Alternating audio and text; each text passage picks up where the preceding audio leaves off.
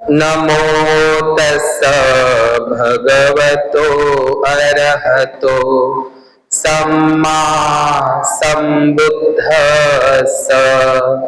नमो तस्स भगवतो अरहतो सम्मा सम्बुद्धस्स।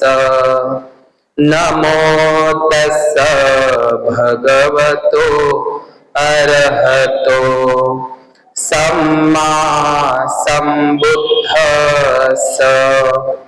विश्व शांतीदूत, विश्व वंदनीय, द लाइट ऑफ वर्ल्ड या जगाचा प्रकाश, विश्वदीप, महान कारुणिक अरहत सम्यक संबुद्ध देवानंग प्रियदर्शी धम्मदायाद महान सम्राट अशोक मौर्य, बोधिसत्व, विश्वरत्न, महामानव, जग बदलणारा बाप माणूस डॉक्टर बाबासाहेब आंबेडकर या तीनही महामानवांना तिवार अभिवादन पंचांग प्रणाम करून उपस्थित सर्व श्रद्धाशील संपन्न उपासक तसेच उपासिकांना मंगलाची कामना करतो। त्याचप्रमाणे नोबेल ट्रूथ या युट्यूब चॅनलचे सर्व दर्शक उपासक उपासिकांच्याही प्रति मंगलाची कामना करतो। आणि आज चैत्र पौर्णिमेच्या निमित्तानं या रमाई बुद्ध विहारामध्ये सगळ्यांनी साधू साधू म्हणा। डॉक्टर बाबासाहेब आंबेडकर नेहमी असं म्हणतात, बाबासाहेबांच्या एका भाषणाचा तो उतारा आहे दिल्लीच्या, पौर्णिमेच्या प्रशांत वातावरणात मनुष्याला आपल्या कार्याचे गांभीर्याने सिंहावलोकन करण्याची जी संधी उपलब्ध होत असते तेच पौर्णिमेचे खरे वैशिष्ट्य आहे। बौद्धांचे खरे सण 12 महिन्याच्या 12 पौर्णिमाच आहे। या पौर्णिमेच्या पलीकडे आपले कुठलेही सण उत्सव नाही। या 12ही महिन्याच्या 12ही पौर्णिमा ह्या बुद्धाच्या जीवनाशी निगडित आहे, संबंधित आहे। आणि इतर बौद्ध राष्ट्रामध्ये या 12ही महिन्याच्या 12ही पौर्णिमेला उपोषताचं पालन केलं जातं आणि इतर बौद्ध राष्ट्रांमध्ये या 12ही महिन्याच्या 12ही पौर्णिमेला सरकारी सुट्टी असते। दुसरी गोष्ट, आपल्या भारतामध्ये जे काही 12ही महिन्याच्या 12ही पौर्णिमा आहे तर या 12ही महिन्याच्या 12ही पौर्णिमेला आपल्या घरचे कुठलेच मंगल कार्य करू नये। मंगल कार्य म्हणजे घरचं लग्न असेल किंवा वाढदिवसाचा सोहळा असेल किंवा गृहप्रवेशाचा कार्यक्रम असेल तर हे कार्यक्रम आपण करू नये। म्हणजे अनेक लोकांना सवय आहे की पौर्णिमेच्या दिवशी आपण कार्यक्रम करत असतो, पण पौर्णिमेचा दिवस हा बुद्ध विहारासाठी राखून ठेवला पाहिजे। मला आजच एका बाईने विचारलं, भंतेजी बुद्ध पौर्णिमेला लग्न म्हणजे करायचं का बा? आता मी तिला आजच उत्तर सांगतो, म्हणून लक्षात घ्या की उद्याची जी पौर्णिमा आहे ती चैत्र पौर्णिमा आहे आणि उद्याची जी तारीख आहे ती 1 एप्रिल आहे। 1 एप्रिल तारीख आहे आणि ही 1 एप्रिल जी तारीख आहे ती याच्यासाठी महत्वाची आहे की डॉक्टर बाबासाहेब आंबेडकरांनी रिझर्व्ह बँक ऑफ इंडियाची स्थापना झालेली आहे।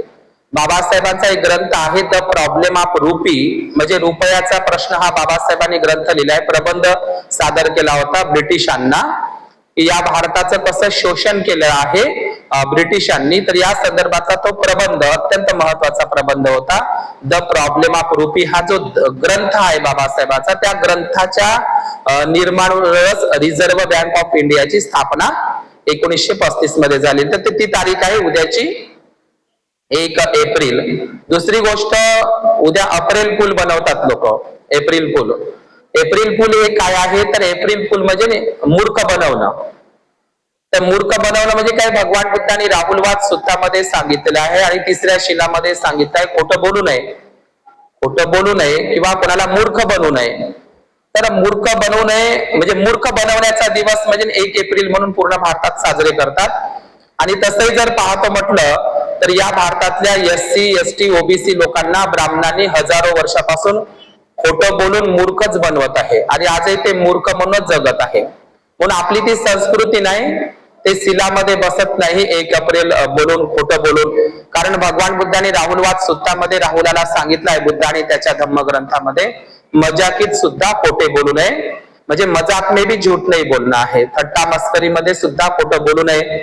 मूर्ख बनवणं हे बुद्धाचं काम नाही किंवा बौद्ध लोकांचं काम नाही. मूर्ख हे फक्त ब्राह्मणवादी लोक बनवत असतात आणि हजारो वर्षापासून ते इथल्या बहुजन लोकांना मूर्खच बनवत आहे. म्हणून या एप्रिल फुलचा उद्याला दिवस आहे, तर आपण महत्वाची घेऊया चैत्र पौर्णिमा. तर उद्याची जी पौर्णिमा आहे ती आहे चैत्र पौर्णिमा. चैत्र हा शब्द पाली आहे. धम्मलिपीतला पाली शब्द आहे चेत. चेत पौर्णिमा म्हणतात. पाली शब्द आहे चेत पौर्णिमा. संस्कृत शब्द आहे चैत्र. आता चेत हा शब्द कशावरून तयार झाला, तर भगवान बुद्धांच्या महापरिनिर्वाणानंतर जे भगवान बुद्धांच्या शारीरिक धातूंवर अस्थींवर जे 84,000 चैत्य स्तूप झाले, म्हणजे 4 स्तूपांपैकीचा एक स्तूपाला चैत्य स्तूप म्हणतात, जसं आपण चैत्य भूमी म्हणत असतो. लक्षात घ्या. तर पाली शब्द आहे चेत आणि म्हणून ही चेत पौर्णिमा आहे. आणि हे चेत पौर्णिमा आपल्या भारतामध्ये, मी चेत या शब्दाचा चेत या शब्दाची उत्पत्ती सांगत आहोत. तर महाराणा प्रतापकडे एक जो घोडा होता, त्या घोड्याचं नाव होतं चेतक नावाचा घोडा. या चेतक शब्दामध्ये सुद्धा चेत हा शब्द आहे. चेत हा शब्द पाली आहे. आपण चैत्य म्हणतो, पण ऍक्च्युली पाली शब्द चेत आहे. आणि म्हणून हे चैत्र नाही तर चेत पौर्णिमा असं आपण म्हटलं पाहिजे. आणि दुसरी गोष्ट, जे 84,000 चैत्य होते त्यांना चैत्यक सुद्धा असं म्हटलं जातं. आपल्या भारतामध्ये राजस्थानला जो चित्तोडगडचा किल्ला आहे, वास्तविक पाहता तो चित्तोडगडचा किल्ला तो चैत्यगड आहे, कारण तिथे सुद्धा 6 अशोकाचे स्तूपांचे अवशेष लाभलेले आहे चित्तोडगड किल्ल्यावर. वास्तविक पाहता तो चित्तोडगड नसून चैत्यगड आहे. बांगलादेशमध्ये सुद्धा एक बौद्ध स्थळ आहे, त्याचं नाव आहे चितगाव. आता आधुनिक नाव त्याचं चितगाव आहे, पण ऍक्च्युली ते नाव चैत्य गावच आहे आणि ते बौद्ध स्थळ आहे. तर सध्याला ते बांगलादेशमध्ये आहे. तर उद्याची जी पौर्णिमा आहे, मी चैत पौर्णिमेचं एवढं उत्क्रांती सांगितली. तर उद्याची जी पौर्णिमेचं एकच महत्व आहे, आपण यापूर्वी सुद्धा ती कहाणी ऐकलेली आहे, सुजाता. आता ही जी सुजाता आहे, भगवान बुद्धांनी महापरिनिर्वाणाच्या वेळी सुद्धा सुजाताच्या भोजनाचं कौतुक केलेलं आहे. चुंद म्हणजे भिक्षू संघाला आणि आनंदाला सुद्धा भगवान बुद्ध महापरिनिर्वाणाच्या वेळी सांगतात की आनंदा, हे 2 भोजन माझ्यासाठी अत्यंत महत्वाचे आहे. स्वतः भगवान बुद्धांनी प्रशंसा केलेली आहे महापरिनिर्वाण सूत्रामध्ये की पहिलं भोजन कोणतं, जे भोजन प्राप्त करून मी ताजतवानं झालो, मला ते सहाय्यकारी ठरलं. अनेक लोक म्हणतात की बुद्धांची म्हणजे सुजाताची खीर खाऊन त्यांना बुद्धत्व प्राप्ती झाली. खीर खाऊन बुद्धत्व प्राप्ती झाली नाही. त्या ठिकाणी कोणतंही भोजन असतं, भोजन हे महत्वाचं आहे. तर सुजाताचे जे खीरदान आहे, तर याचा तो दिवस आहे चैत्र पौर्णिमा. सुजाता हा जो शब्द आहे, सुजाता म्हणजे काय, सु म्हणजे चांगली, आणि पाली शब्दामध्ये जात म्हणजे काय होते, जन्म. जसं जातक कथा म्हणतो काय, जात या शब्दाचा अर्थ होते जन्म, आणि सु म्हणजे काय, चांगली, म्हणजे चांगला जन्म आहे तिचा, चांगल्या जन्म, सदाचारी स्त्री तिला सुजाता म्हणतात. लक्षात घ्या. आणि म्हणून म्हणजे सुजाताचा आपण असं म्हणू आणखी की अच्छे कर्मवाली स्त्री, सदाचारी स्त्री, शिलाचारी स्त्री. तर आपल्याला माहित आहे की भगवान बुद्धांनी 2 भोजनाची प्रशंसा करत असताना महापरिनिर्वाणाच्या वेळी की त्या सुजाताचं ते खीरदानीचं भोजन ग्रहण करून माझ्या त्या बुद्धत्व प्राप्तीसाठी मला ते सहाय्यकारी ठरली. अन्यथा जर तिथे सुजाता आली नसती तर जगाला कदाचित बुद्धही दिसला नसता. आणि शेवटचं जे भोजन तुम्हाला माहित आहे, पावानगरीतलं चुंद लोहाराचं भोजन, जे भोजन भगवान बुद्ध सेवन करतात आणि त्या भोजनामुळे बुद्धाला महापरिनिर्वाण प्राप्त होत असते. तर शेवटच्या भोजनाची आणि सुजाताच्या भोजनाची भगवान बुद्धांनी स्तुती केलेली आहे. मी तुम्हाला एकदा सांगितलं होतं की भगवान बुद्धांचे प्रथम उपासक कोण आहे, तर भगवान बुद्धांचे प्रथम उपासक आहे तपस्सू आणि भल्लिक. जेव्हा सिद्धार्थ गौतमाला सम्यक संबोधी प्राप्त झाली, जेव्हा ते बुद्ध झाले त्या उर्वेला बोधगयेच्या त्या झाडाखाली, तर तेव्हा ते 2 व्यापारी तिथून जात होते. त्यांचं नाव होतं तपस्सू आणि भल्लिक. तेव्हा भिक्खू संघाची स्थापना व्हायची होती, तर तेव्हा त्यांनी मठ्ठा, लाडू आणि मधाचं दान भगवान बुद्धाला केलेलं होतं. म्हणजे बुद्धत्व प्राप्ती आधीचं भोजन सुजाताचे खीरदान, बुद्धत्व प्राप्ती नंतरचं जे भोजन आहे कोणाचं, तपस्सू आणि भल्लिक, ते 2च सरणाला शरणागमन केलेलं आहे. आणि जे महापरिनिर्वाण प्राप्त झालं ते कोणाचं भोजन आहे, चुंद लोहराचं, हे लक्षात ठेवायचं आहे. तर या तीनही भोजनाच्या संदर्भात भगवान बुद्धाने प्रशंसा केलेली आहे. तर आपल्याला माहित आहे की तथागत सिद्धार्थ गौतम हे राजगृह सोडल्याच्या नंतर कुठे जातात? कपिलवस्तूच्या नंतर ते राजगृहाला जातात. जेव्हा महाभिनिष्क्रमण करतात तर ते राजगिरीमधून सरळ ते उर्वेला येतात. उर्वेला म्हणजे काय? जिथे आपण डुंगेसरी पर्वत आहे की नाही, जिथे 6 वर्ष तपश्चर्या केली, त्या डुंगेसरी पर्वतापासून तर सुजाताचं गाव जे बकरोर आहे आज याला, आणि जे पिंपळ वृक्षाखाली सिद्धार्थ गौतमाने जे सम्यक संबोधी प्राप्त केली, तर त्या संपूर्ण परिसराला उर्वेला म्हणायचे. आता जे बोधगया शहर नाव आहे तर ते प्राचीन काळातील उर्वेला होतं आणि ते निरंजना नदीच्या काठावर होतं. तर लक्षात घ्या. तर सिद्धार्थ गौतम त्यावेळी ते बुद्ध व्हायचेच होते, तर ते उर्वेलाच्या ठिकाणी तिथे आले होते, राजश्री नेगरीकडे आले होते. ते कुठे? उर्वेला या परिसरामध्ये. आपल्याला माहित आहे बुद्धाचे जे 3 काश्यप बंधू आहे, उर्वेला, काश्यप, हे सुद्धा तिथेच राहत होते. आलं का लक्षात तुम्हाला?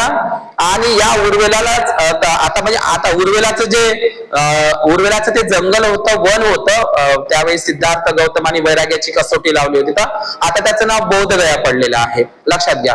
तर या उर्वेला वनामध्ये त्या काळामध्ये अधिकारवाणीने सांगता यावं म्हणून त्या काळातल्या ज्या काही परिव्राजकांच्या किंवा ज्या काही मुनी होते, ऋषी होते, त्यांच्या त्या अधिकारवाणीने सांगता यावं म्हणून ते त्यांनी त्यावेळी ते करून पाहिलं, याच्यातून काहीतरी दुःखमुक्तीचा मार्ग सापडेल का. तर म्हणून त्यांनी वैराग्याची कसोटी लावली.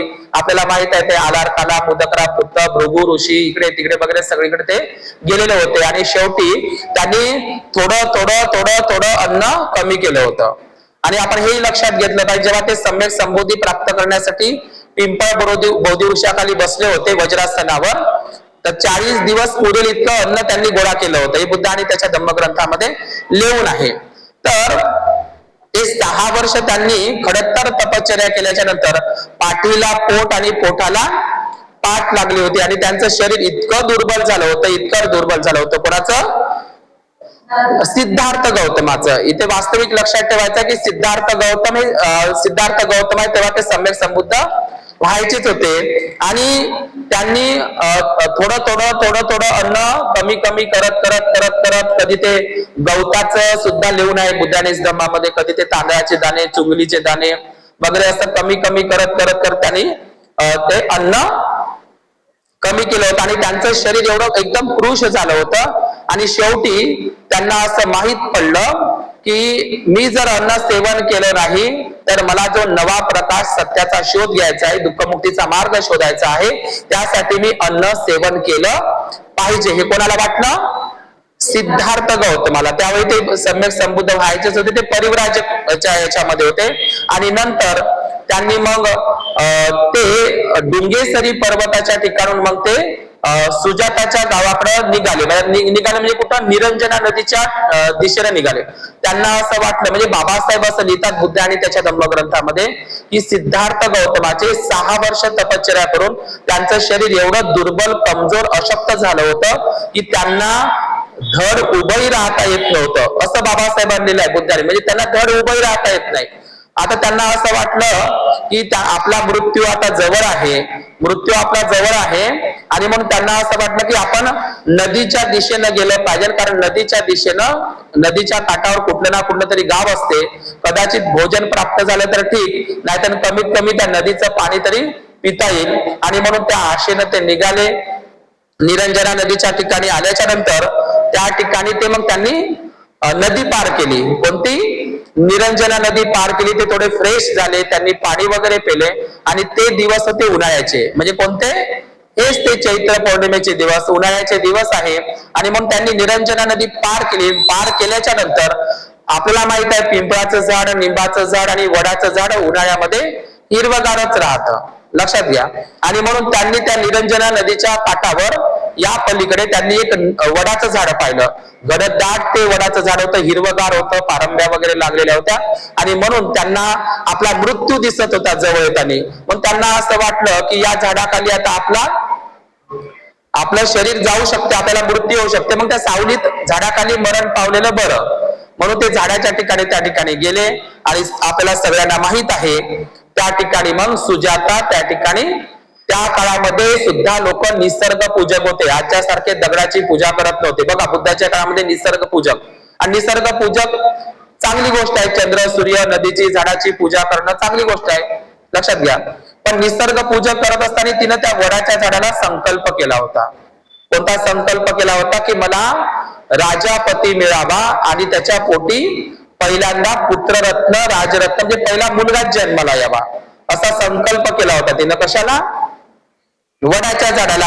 आणि तो संकल्प तिचा पूर्ण झाला होता, आणि तो संकल्प फेडण्याचा तो दिवस होता. मी नवस शब्द वापरणार नाही, तर तो संकल्प फेडण्याचा दिवस होता. आणि त्या ठिकाणी मग ते सुजाता त्या ठिकाणी आली. कुठे? म्हणजे सिद्धार्थ गौतम त्या ठिकाणी आधीच बसलेले होते. आता काही सुजाता आणि सिद्धार्थ गौतमाचा काहीही परिचय नव्हता. ही अचानक घडलेली घटना आहे, आणि तो संकल्प फेडण्याचा दिवस असल्यामुळे, ते झाडाखाली बसून असल्यामुळे सुजातानं काय केलं? तिच्या घरी 500 गायी होत्या, आणि सुजातानं पूर्णा नावाच्या एका दासीला त्या ठिकाणी पाठवलं. ही पूर्णा नावाची दासी तिच्या घरी काम करणारी होती, आणि मग पूर्णा नावाच्या दासीला काय म्हणत आहे? वडाच्या झाडाखाली, पाली भाषेमध्ये त्यांना निग्रोध म्हणतात. तर हे निग्रोध म्हणजे काय? तर आपल्याला माहित आहे, तथागत भगवान बुद्ध फाल्गुन पौर्णिमेला जेव्हा कपिल वस्तूला जातात, आता आपली जी पौर्णिमा गेलेली आहे फाल्गुन पौर्णिमा, तर तथागत भगवान बुद्ध कपिल वस्तूला निग्रोधारामामध्ये थांबतात. निग्रोध हा पाली शब्द आहे. निग्रोध म्हणजे काय? तर वडाचं झाड होते. वडाच्या झाडाला पाली भाषेमध्ये निग्रोध म्हणतात. आणि स्वतः राजा शुद्धोधनानं कपिल वस्तूला, म्हणजे बुद्ध जेव्हा कपिल वस्तूला राहिले ते राजमहालात नाही राहिले, निग्रोधारामामध्ये राहिले. राजा शुद्धोधनाच्या मालकीचं ते वडाचं वन होतं, आणि म्हणून सिद्धार्थ गौतम त्या वडाच्या ठिकाणी जात असताना सुजाता काय म्हणते? हे पूर्णा, त्या झाडाला मी संकल्प केलेला आहे, त्या वृक्ष देवतेला तू जा आणि त्या झाडाचे सभोवताल साफसफाई करून ये. आणि तेव्हा ती पूर्णा त्या ठिकाणी जात असते, तर तिला सिद्धार्थ गौतम पाठीला पोट आणि पोटाला पाठ लागलेली असते. ती लगबगीनं घरी येत असते पूर्णा. तर ही पूर्णा आल्याच्या नंतर, आजही पूर्णा म्हणजे काय? पूर्णेलाच अन्नपूर्णा म्हणतात. आजही महाबोधी महाविहाराच्या बाजूला जे देवीचं मंदिर बसवलं का नाही, कारण सुजाता आणि पूर्णा ही बोधगयाच्याच आहे ना, उर्वेला बोधगया एकच आहे, बोधगयाचीच आहे ना सुजाता, हे पूर्णा. तर आजही तुम्हाला महाबोधी महावीराच्या बाजूला एका देवीचं मंदिर बनवलं आहे, ब्राह्मणांनी कब्जा केल्याने. महाबोधी महावीराच्या एकदम समोर अन्नपूर्णा मंदिर आहे. आता अन्नपूर्णा कोण आहे? हीच आहे ती पूर्णा. पूर्णा दासीलाच पालीमध्ये पुन्हा म्हणतात. आपल्या महाराष्ट्रामध्ये पूर्णा नावाची, काटेपूर्णा नावाची नदी आहे, हे याच्यावरूनच पडलेलं आहे. तिलाच पूर्णा नावाच्या दासीला, सुजाताच्या पूर्णा नावाच्या दासीलाच अन्नपूर्णा म्हणतात, लक्षात घ्या. तर ही पूर्णा त्या ठिकाणी गेली आणि तिने बघितलं, आणि मग ती लगबगीनं निरोप घेऊन आली. आणि मग सुजातानं काय केलं? तिच्या घरी ती यादव कुळातली होती, ग्वाला होती, ती गोपालक होती, तिच्या घरी भरपूर गायी होते, आणि मग तिथे 500 गायीचं दूध काढलं. वास्तविक पाहता खीरदान हा जो आपण शब्द म्हणत असतो, खीर हा शब्द पाली आहे. खीरला संस्कृत भाषेमध्ये क्षीर म्हणतात. क्षीर म्हणजे दूध होते, आणि खीर म्हणजे दूधच होत असते. वास्तविक पाहता ते दूधच दान आहे. खीर या शब्दाचा पालीमध्ये, खीर हा शब्द पाली आहे, खीर या शब्दाचा अर्थ होते पालीमध्ये दूध, लक्षात घ्या. ते दुधाचंच दान आहे, पण त्याच्यामध्ये तिने सुगंधित द्रव्य टाकले, उच्च प्रतीचे तांदूळ टाकले, काजू किसमिस टाकली, आणि त्याला मस्त घोटलं. मग ते काय झाली? खीर झाली वास्तविक पाहता. आणि मग ती खीर सोन्याच्या पात्रामध्ये घेऊन ती आली आपल्या दासी सोबत. तिच्यासोबत काही गायी सुद्धा होत्या. आणि अशा प्रकारे तिने सुजाताने, पूर्णाने आणि सुजाताने 2 हातांनी भगवान सिद्धार्थ गौतमाला, त्यावेळी ते बुद्ध व्हायचेच होते, त्यांना ते खीर दिली. आणि खीर दिल्याच्या नंतर त्यांनी ते सेवन केली. कोण? सिद्धार्थ गौतमाने ती खीर सेवन केली. आणि खीर सेवन केल्याच्या नंतर म्हणूनच भगवान बुद्धांनी सांगितलं आहे, सब्बे सत्ता आहार तित्तिका. श्रामणेर प्रश्नामध्ये भंतेजींना सांगितलं की सर्व प्राणी मात्र एका आहारावर, भोजनावर निर्भर आहे. भोजन हे प्रमुख आहे. सुप्रवासा सुत्ता आणि भोजन सुत्तामध्ये भगवान बुद्धांनी भोजनाचं महत्व समजावून सांगितलेलं आहे. आयु, वर्ण, सुख आणि बल, आणि भोजनाचे, आहाराचे प्रकारही सांगितले भगवान बुद्धांनी. कबलिक आहार म्हणजे जे आपण रोजचं जेवण घेतो त्याला कबलिक आहार म्हणतात. मनसचेतन आहार, स्पर्श आहार आणि विज्ञान आहार. आणि म्हणून भगवान बुद्धाने आलोक सूत्रामध्ये सुद्धा सांगितलं की भूक हा भयंकर रोग आहे आणि त्याच्यावरची औषधी आहारच आहे. लक्षात घ्या. तर सुजाता जर किंवा पूर्णा किंवा सुजाता त्या ठिकाणी पोहोचली असती तर काश जगाला बुद्ध दिसला नसता.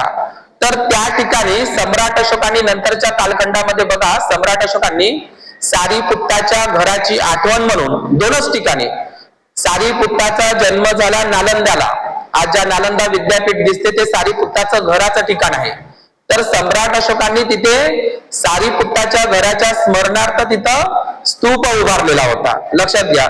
तर त्याच पद्धतीनं सम्राट अशोकांनी त्याच उर्वेल्याला बकरोर, आता ते गाव बकरोर आहे, निरंजना नदीच्या पलीकडे आहे 2 किलोमीटर निरंजना नदीच्या काठावर. तर सुजाताच्या घराची आठवण राहावी म्हणून सम्राट अशोकांनी तिथं 50 फूट तिथं स्तूप उभारलेला आहे. तुम्ही कधी गेले बौद्धगया तर तुम्हाला सुजाता गड किंवा सुजाता घर किंवा सुजाता महाल म्हणून ते ओळखलं जातं. आणि तिथे बघा तुम्ही त्या स्तूपावर 50 फुटाचा स्तूप, म्हणजे आपल्याला म्हणजे सम्राट अशोकाने केवळ बुद्धाचंच नाही, सारीपुत्ताचंच नाही तर सुजाताला सुद्धा किती महत्व दिलं हे आपल्याला दिसतं. आणि त्या स्तूपावर आजही तुम्हाला बोधी वृक्ष दिसते बारीक बारीक पानाचा, तुम्ही कधी सुजाताच्या ठिकाणी गेले तर.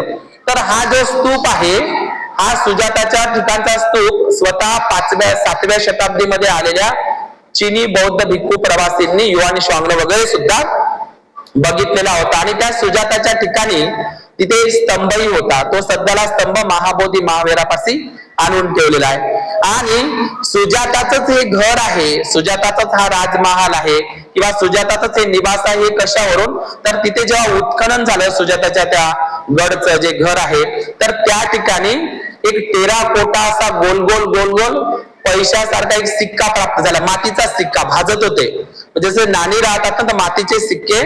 तर त्या ठिकाणी मातीचा सिक्का प्राप्त झाला पालराजाचा, त्याच्यावर लिहून आहे म्हणजे सुजाताचंच घर म्हणजे कशाहून तर तिथं पुरावा सापडलेला आहे उत्खननामध्ये. काय लिहून आहे त्याच्यावर? देवपालस सुजाता गहे निवास, म्हणजे देवपाल राजस्थ सुजाता गुहे. बघा हे 3 शब्द सापडले तिथं टेराकोटा त्या गोल गोल सिक्क्यावर धम्म लिपीमध्ये पाली भाषेमध्ये. देवपाल राजस्थ सुजाता गृहे. आता देवपाल कोण? तर देवपाल म्हणजे सुजाताचा वडील नाही आहे, जो पाल बौद्ध घराण्याचा बौद्ध राजे होऊन गेले, पाल बौद्ध राजे, त्याच्यापैकी धम्मपाल, गोपाल आणि देवपाल नावाचा पाल बौद्ध राजा होऊन गेला. त्या पाल बौद्ध राजांनी सम्राट अशोकांनी ते सुजाताच्या घराच्या स्मरणार्थ जो स्तूप बांधला होता त्याचं जीर्णोद्धार केला किंवा त्याला मोठं भव्य दिव्य केलं म्हणून ते सांगता आलं. तर आजही सुजाता ही गोपालक होती, म्हणजे अजय असं म्हणतात तिकडे लोक उत्तर भारतात की सुजाता ही यादव कुळातली होती. यादव म्हणजे काय? ग्वाला म्हणजे गायी पाळणारे. तर अशा पद्धतीनं सुजाताचं जे ठिकाण आहे ते आपण कधीही बौद्ध घ्यायला गेलं तर आपल्याला ते दिसतं. दुसरी गोष्ट, सुजाताने जे खीरदान केलेली होती, लक्षात घ्या. तर आपण बुद्ध आणि त्याचा धम्मग्रंथामध्ये जर पाहिलं तर विशाखेची दानशूरता हे प्रकरण तुम्ही वाचा. कोणतं? विशाखेची दानशूरता. त्याच्यामध्ये बुद्धाला तिने किती वर मागितले होते? विशाखाने, भगवान बुद्धाची महाउपासिका, तिने 8 वर मागितले होते बुद्धाला. तर त्या 8 वरापैकीचा 1 वर तिने मागितला होता, 7वा वर आहे तो. बुद्धाने त्याच्या धम्मग्रंथामध्ये वाचा. कोणता 7वा वर मागितला होता विशाखाने बुद्धाला? 8व्या वरापैकी 7वा वर की आजन्म भिक्खू संघाला मी खीर दान देऊ इच्छिते. बघा खिरीचं किती महत्व आहे. म्हणजे आजन्म म्हणजे जोपर्यंत माझं जीवन आहे तोपर्यंत बुद्धाला आणि भिक्खू संघाला या श्रावस्तीच्या जेतवनामध्ये मी आजन्म बुद्धाला भिक्खू संघाला खीर दान देऊ इच्छिते. कारण बुद्धाने खिरीची काय केलेली आहे? प्रशंसा केलेली आहे. तर या 8 म्हणजे खिरीचं किती महत्व आहे हे आपल्याला माहित आहे. तर ही विशाखा साकेतची असते आणि नंतर तिला श्रावस्तीला वगैरे देण्यात येत असतं आपल्याला माहित आहे. आजही आपल्या भारतामध्ये साऊथ इंडियामध्ये विशाखापट्टणम शहर आहे. हे कशावरून पडलेलं आहे? विशाखापट्टणम शहर हेच भगवान बुद्धांची महाउपासिका विशाखा पूर्ण जम्बूद्वीपामध्ये तिच्या दानशूरतेसाठी प्रसिद्ध होती. तर लक्षात घ्या, निग्रोध हे जे वडाचं झाड आहे, तर आपण वटपौर्णिमेला काही हिंदू स्त्रिया वडाची पूजा करतात. करतात ना? बरं, वडाची पूजा करतात पण त्याला ते पांढरं सूत्र गुंडाळतात. जसे आपले उपासक उपासिका भिक्खू वगैरे पांढरं सूत्र, पण ते वडाच्या झाडाला गुंडाळतात आणि त्या वडाच्या झाडाला ते वटपौर्णिमेला संकल्प करतात. कोणता? म्हणजे नवस मागतात की 7ही जन्मोजन्मी हाच पती मला भेटला पाहिजे. मग तो बेवडा असेल, दारुडा असेल, कसा असेल, भला आहे बुरा आहे जैसा भी है, मेरा पती मेरा देवता आहे. मग त्या वडाच्या झाडाला ते काय करतात? नवस करतात, फेरा करतात आणि हाच पती मला मिळावा म्हणून. आता हे सांगा बरं, ही संकल्पना कोणाची आहे? सुजाताने काय केलं होतं त्या वडाच्या झाडाला? तिचं लग्न व्हायचं होतं, पण मला माझ्या मनासारखा पती मिळाला पाहिजे आणि राजपुत्र मिळाला पाहिजे. ही परंपरा वट पौर्णिमेमध्ये गेली. म्हणजे वट पौर्णिमा आपल्या असं नाही म्हणत मी, पण ही थोडी थोडी संकल्पना आपल्याला याच्यावरून जाणवते. लक्षात घ्या. तर निग्रोध, आपल्याला असं वाटतं की पिंपळाचं झाडच महत्वाचं आहे बौद्ध धर्मामध्ये. वडाच्या झाडाला सुद्धा भगवान बुद्धांनी महत्व दिलेलं आहे. आणि सम्राट अशोकाच्या काळामध्ये पहिल्यांदा बुद्ध धम्माची ओळख करून देणारा निग्रोध नावाचा भिक्खू होता सम्राट अशोकाच्या काळामध्ये. आणि जे त्याला आपण मराठीमध्ये वड म्हणतो आणि त्याला हिंदी भाषेमध्ये बरगद म्हणतात. बरगद, जसं आपल्या महाराष्ट्रामध्ये बडनेरा आहे, तर हे बडनेरा त्याच्यावरच पडलाय. बड म्हणजे काय? तर वड, वडावरूनच. आणि बडोदा म्हणजे तेच आहे, ते बड म्हणजे जिथे जास्तीत जास्त वडाची झाडं आहे.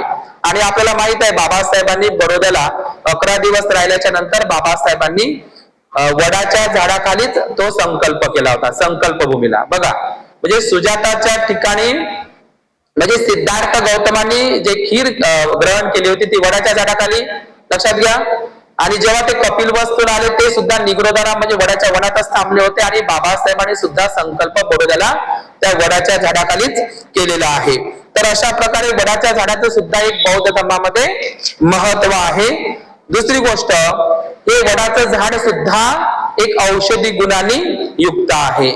तर सुजाताचं ते जे संकल्प होता तो पूर्ण झाला. आणि लक्षात ठेवा, भगवान बुद्धाला एक 5 पारिव्राजक भेट, म्हणजे सुजाताची जशी त्यांनी खीर प्राशन केली, कोणी? सिद्धार्थ गौतमाने सुजाताची जशी खीर प्राशन केली, तर जे 5 पारिव्राजक होते का नाही, त्यांच्या उर्वेला जंगलामध्ये वैराग्याची कसोटी लावली, तर ते 5ही पारिव्राजक त्यांना सोडून गेले होते. कुठे गेले होते? मग ते उर्वेला वन सोडून ते डायरेक्ट सारनाथला गेले होते. कारण यांनी म्हणे त्या सुजाता नावाच्या स्त्रीच्या हातची काय खाल्ली? खीर खाल्लेली आहे. आणि म्हणून त्यांनी वैराग्याचा मार्ग काय केला? सोडून दिला. खीर खाल्ली, ताजेतवाने झाले. आणि मग त्या उर्वेलाच्याच ठिकाणी त्या निरंजना नदीच्या काठावर एक गरीब शेतकऱ्याचा मुलगा होता, स्वस्ती नावाचा पोरगा. त्याला भगवंतांनी 4 मुठी गवत त्याने दान केला. त्या गवताचं त्यांनी पिंपळ वृक्षाखाली ते काय केलं? वज्रासन मांडलं आणि त्यांच्यावर मग त्यांनी ज्ञान प्राप्त केलेलं आहे. कोणी? सिद्धार्थ गौतम. मग ते सम्यक संबुद्ध झाले. तर कल्पना करा, आजही 2500 वर्षापेक्षा जास्त वर्ष झाली, पण सुजाताचं नाव आजही बौद्ध साहित्यामध्ये जगामध्ये अजरामर आहे. कोणाचं नाव? सुजाताचं नाव. बरं, तिने एकच दिवस खीरदान केली, पण आजही तिचं नाव, भगवान बुद्धाने सुद्धा तिच्या भोजनाची प्रशंसा केलेली आहे. आणि म्हणून सुजाता तिच्या खीरदानामुळे ती प्रसिद्ध झालेली आहे. सुजाता तर प्रसिद्ध झाली, सुजाता तर अमर झाली, पण सुजाताची खीरही अमर झालेली आहे. दुसरी गोष्ट, भगवान बुद्धाची महाउपासिका तर विशाखाच होती. आणि म्हणून भोजनाच्या संदर्भात आपण बौद्ध साहित्यामध्ये जर पाहिलं, ज्यांची भोजनाच्या संदर्भातली जी दानशूरता, म्हणजे जे आपण पाहिलं, सुप्रिया असेल, सुकेशिनी असेल, जिनं केस विकून भोजनाचं दान केलं होतं बुद्धाला, किंवा गोपाल माता असेल, जिनं महाकात्यायन भंतेला बुद्धाच्या काळामध्ये तिने केस विकून भोजन दान दिलं होतं, किंवा आम्रपालीने सुद्धा.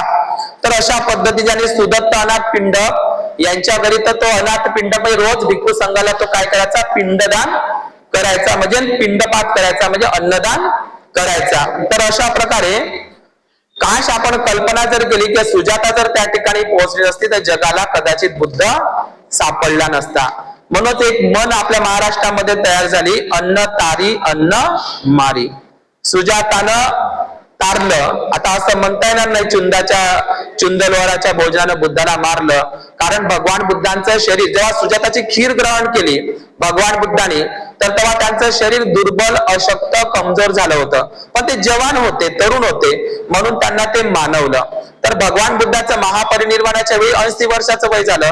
त्यांनी चांगल्या हेतून चुंदलवाराला भोजन दान दिलं, पण भगवान बुद्धाचं शरीर अशक्त, दुर्बल, कमजोर झाल्यामुळे त्यांना ते मानवलं नाही, अतिसार झाला, म्हणजे त्या भोजनामुळे मृत्यू नाही आला. लक्षात घ्या, भगवान बुद्धाने सांगितलं, आनंदा, लोक चुंदाला मारतील, हाणतील, त्याचा जीवही घेतील, पण चुंदलवाराच्या भोजनाची मी प्रशंसा करतो आणि सुजाताच्याही भोजनाची प्रशंसा करतो. तर लक्षात घ्या, हे जे खीर नावाचा जो संबंध आहे, मी थोडं सांगतो की आपण बघा, सिद्धार्थ गौतमांनी खीर प्राशन करून ते ताजेतवाने झाले आणि ते सम्यक संबुद्ध प्राप्तीसाठी की ते खीर त्यांना मदतगार ठरली, म्हणजे त्यांना जीवदान मिळालं. कोणामुळे? सिद्धार्थ गौतमाला जीवदान मिळालं. बुद्धत्व प्राप्तीसाठी त्यांनी मग ते सगळं 40 दिवसात वगैरे केलं, म्हणजे सिद्धार्थ गौतमाला सुजाताच्या खिरीनं जीवदान दिलं. ही गोष्ट किती चांगली आहे. नंतर प्रतिक्रांतीच्या नंतर बघा ब्राह्मणांनी काय केलं. आजही ब्राह्मणी परंपरेमध्ये, हिंदू संप्रदायांमध्ये एखादा व्यक्ती मरण पावला तर तेहरवीला खीर करतात. बघा, प्रतिक्रांतीच्या रूपात आपण खीर कोण्या दिवशी करतो? 12 महिन्याच्या 12 पौर्णिमेला बुद्धाने खीरीची प्रशंसा केलेली आहे, खीर उत्तम भोजन आहे म्हणून. पण आपण कोण्या सोहळ्यामध्ये करतो खीर? नीट लक्ष द्या, हा प्रसंग आला म्हणून. प्रत्येक पौर्णिमेला पूर्ण बौद्ध राष्ट्रामध्ये आजही भारतातले लोक साध्या भंतेजीला भोजन दान जरी असेल तरी बुद्धानं खीरीची प्रशंसा केली म्हणून आपण पौर्णिमेच्या आनंद सोहळ्यामध्ये त्या खीरीला वाटतो. पण ब्राह्मणांनी नंतर प्रतिक्रांतीच्या नंतर मृत व्यक्तीच्या नावानं खीर करणं चालू केलं. आजही तेरवीला ते लोक खीर करतात, म्हणजे विरोधात. बघा, विरोधात. लक्षात घ्या. दुसरी गोष्ट, आपल्याला माहित आहे आपला वर्षाभास संपल्याच्या नंतर कोजागिरी पौर्णिमा असते. लक्षात घ्या. तर कोजागिरी पौर्णिमा म्हणजे काय, तर हिंदू स्त्रिया रात्रभर जागरण करतात त्या दिवशी. आता ते लोक बासुंदी म्हणतात. बासुंदी नाव तर अलीकडचं आहे, बासुंदी नाव अलीकडचं आहे, जास्त दिवाळीचं नाही बासुंदी नावाचा प्रकार. मग ते काय करतात, इतर वेळी त्या स्त्रिया, हिंदू स्त्रिया करत नाही, पण आपला बघा ग्रंथ समापनाचा कार्यक्रम असतो कोजागिरीचा, अश्विन पौर्णिमा म्हणतात त्याला, आपला 3 महिन्याचा वर्षाभास असतो. तर त्या दिवशी काय करतात, कोजागिरी पौर्णिमेला हिंदू स्त्रिया रात्रभर जागे राहतात. दूध आणतात, त्या दुधामध्ये काय टाकतात, काजू, किसमिस, केसर वगैरे टाकतात, शक्कर टाकतात, सहज टाकतात, त्याला रात्रभर आळवतात, रात्रभर जागा करतात. आणि मग जोपर्यंत त्या गंजामध्ये जोपर्यंत पौर्णिमेच्या चंद्राचं प्रतिबिंब पडत नाही तोपर्यंत त्या खिरीला ते सेवन करत नाही. नाव देते बासुंदी, पण वास्तविक पाहता ते खीरच आहे, सांगत नाही ते. मग जागरण करण्याची परंपरा कोणाची आहे? भिक्खूंचीच आहे ना. आणि दुसरी गोष्ट, परित्राण पाठामध्ये त्या काळामध्ये भिक्खू संघ आजही रात्रभर परित्राण पाठ करत असतात. तर आजही हिंदू धर्मामध्ये ते त्या दिवशी कोजागिरीला ते करतात, फक्त एकच पौर्णिमेला करतात. लक्षात घ्या. ही परंपरा कोणाची आहे? जोपर्यंत पौर्णिमेचा चंद्र त्या गजातल्या याच्यामध्ये प्रतिबिंब पडत नाही तोपर्यंत ते सेवन करतात. ही परंपरा कोणाची आहे? मग बौद्धांचीच परंपरा आहे, पण ते आज ब्राह्मणी धर्मामध्ये विकृत झालेली आहे. तर ही कोजागिरी म्हणजे याच दिवशी सुद्धा एक खिरीचं महत्व असते. आणि आता एक पौराणिक म्हणून, काल्पनिक दंतकथा म्हणून सांगतो तुम्हाला. आता हे खिरीचा विषय आहे म्हणून तुम्ही रामायण जर वाचलं तर असं लिहिलेलं आहे रामायण मध्ये, वाल्मिकी रामायण मध्ये, की दशरथाला, म्हणजे ही काल्पनिक कथा आहे पण खिरीचा विषय आला म्हणून सांगतो. दशरथाचं वय 60,000 वर्षाचं होतं आणि तेव्हा त्याला, म्हणजे त्याला कितीतरी वर्ष मूलबाळ झालं नव्हतं. 3 राण्या होत्या, कौशल्या, सुमित्रा आणि कैकेयी. त्यांना मूलबाळ होत नव्हतं, लय वर्ष झाले होते दशरथ राजाला. बघा, वाल्मिकी रामायणातली घटना काल्पनिक आहे पण सांगावं लागतं, म्हणजे आपल्या खिरीला कसं कसं त्यांनी विकृत केलेलं आहे. तर मग त्याच्या घरी पुत्र कामेष्टी यज्ञ घेते. कोण? दशरथ राजा पुत्र कामेष्टी यज्ञ घेते. आणि मग तिथं दुर्वासा नावाचा एक ऋषी येते आणि त्या 3 राण्याला कोण? कौशल्या. वास्तविक पाहता कौशल्या हे प्रसेनजिताच्या आईचं नाव आहे, बुद्धिस्ट नाव आहे, कोसला. तर कौशल्या, सुमित्रा आणि कैकेयी, तो दुर्वासा ऋषी त्या 3 राण्याला एक डोना खीर देते आणि त्या खीर खाल्ल्यामुळे त्याला दिवस जाते. सांगा आता, समजलं? खीर खाल्ल्यामुळे लगेच त्यांना दिवस जाते. तर सांगा मग आता हे दशरथाचे तरी पुत्र आहे का? मग यांना कोणाचे पुत्र म्हणावं लागेल? खीर पुत्र. हाय लिहून रामायणामध्ये. म्हणजे आज जे खिरीचं जे आपण महत्व सांगतो की खिरीला भगवान बुद्धांनी प्रशंसा केलेली आहे. तर सुजाता नावाचे पात्र 3 आहे. लक्षात घ्या, आपण फक्त खीरदानची सुजाता ऐकली असेल. सुदत्त अनाथ पिंडकाची एक सून होती, ज्या 7 भार्या सांगितल्या का मी तुम्हाला सांगितलं, 7 प्रकारच्या भार्या पत्नी. त्याच्यामध्ये सुदत्त अनाथ पिंडकाच्या एका सूनचं नाव सुद्धा सुजाता आहे. थेरीगातामध्ये धनंजयाची मुलगी सुद्धा सुजाता सांगितलेली आहे आणि ही बकरोर निवासी सुजाता आहे, उर्वेला बोधगयाची. लक्षात घ्या, हे सुजाता नाव इतकं फेमस आहे की आपल्या वर्धा जिल्ह्यामध्ये सुजातपूर आहे बघा. 28 बुद्धांच्या मान्यतामध्ये सुद्धा सुजात बुद्ध आहे. सुजात म्हणजे काय, ज्याचा जन्म चांगल्या कार्यासाठी झालेला आहे, की जो जातीवंत आहे त्याला सुजात असं म्हणतात. म्हणजे आपल्या बघा वर्धा जिल्ह्यामध्ये समुद्रपूर तालुक्यामध्ये सुजातपूर आहे, इकडे आष्टी तालुक्यामध्ये वर्धा जिल्ह्यामध्ये सुद्धा सुजातपूर आहे. हे कशावरून पडलेलं आहे, हे सुजातावरूनच ते नाव पडलेले आहे. आणि दुसरी गोष्ट, 1959 मध्ये स्वतः बाबासाहेबांनी त्याची स्तुती केली होती. सुजाता नावाचा एक सिनेमा सुद्धा आला होता जातीयवादावर 1959 मध्ये. तो सिनेमा इतका सुंदर आहे कारण एका अस्पृश्य मुलीची कहाणी आणि जातीवादावर ते आलेलं आहे.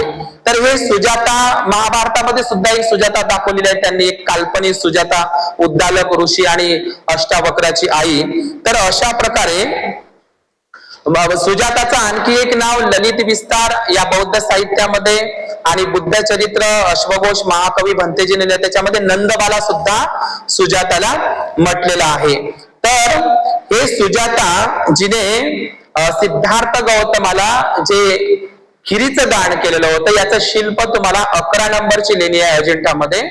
तिथे राजसिंहासन मुद्रा आहे भगवान बुद्ध. तुम्ही कधी गेले अजिंठाला, 11 नंबरची लेणी पाहिजे. तिथे सुजाता दोन्ही हाताने बुद्धाला काय करत आहे, सिद्धार्थ गौतमाला खीरदान करत आहे. तर या खीरदानीचं महत्व या चैत्र पौर्णिमेला अत्यंत महत्वाचं आहे. आणि म्हणून जाता म्हणून हे सांगतो तुम्हाला की सुजाताला बोधगया उर्वेलावरून कुठे देण्यात येतं, वाराणसीला. लक्षात घ्या, तिला ज्या ठिकाणी देण्यात येतं वाराणसीला, तर जे 5 पारिव्राजक सोडून गेलेले असतात, कोणाला, सिद्धार्थ गौतमाला, त्या उर्वेला वनामधून सुजाताची खीर खातात म्हणून, तर त्याच ठिकाणी ते सारनाथला 5 परिव्राजक असतात. आणि ते 5 परिव्राजक कोणाचे शिष्य बनतात, पहिले बुद्धाचे. तर सुजाताच्या मुलाचं नाव आहे यश.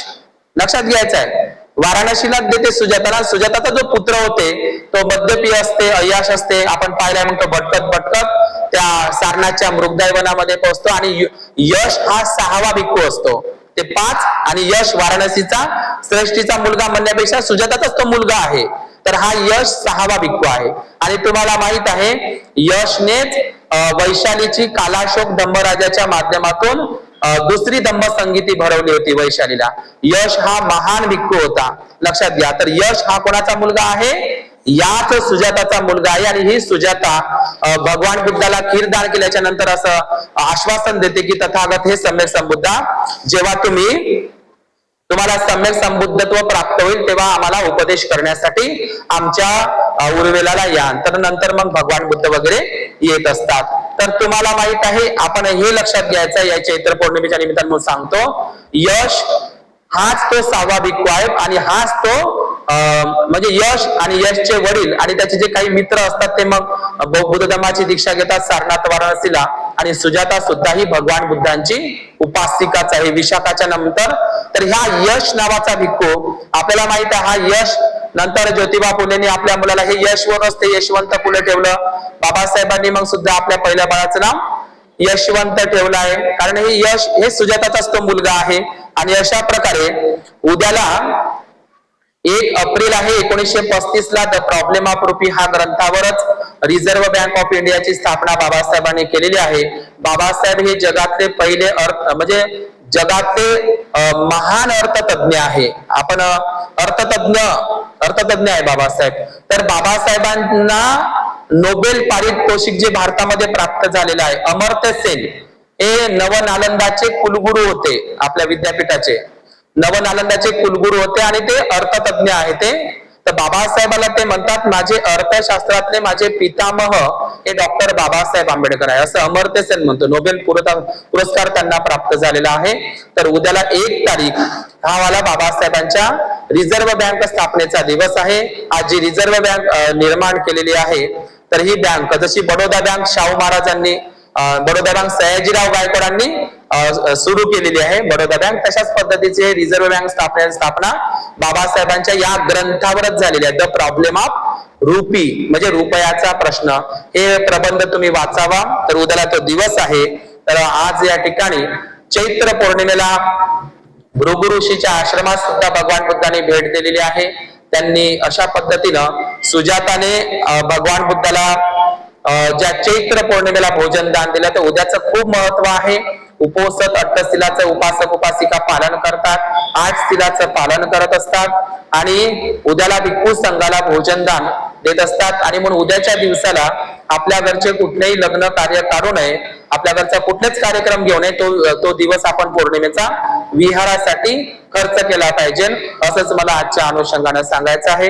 ज्याप्रमाणे पौर्णिमेचा चंद्र कलेनं पूर्ण होत असतो, तर त्याचप्रमाणे या पौर्णिमेच्या चंद्राप्रमाणे, पौर्णिमेच्या शीतल चंद्राप्रमाणे तुमच्याही जीवनातील सर्व इच्छा आकांक्षा पौर्णिमेच्या चंद्राप्रमाणे पूर्णत्वास जावो अशी मी मंगल कामना करतो. तुम्हाला चैत्र पौर्णिमेच्या मी मंगल मैत्री आणि मंगल कामना करतो. तुम्हाला चैत्र पौर्णिमेच्या निमित्तानं खूप सदिच्छा, शुभेच्छा, आशीर्वाद आणि मंगल मैत्री प्रदान करतो. भवतु सर्व मंगल, भवतु सर्व मंगल.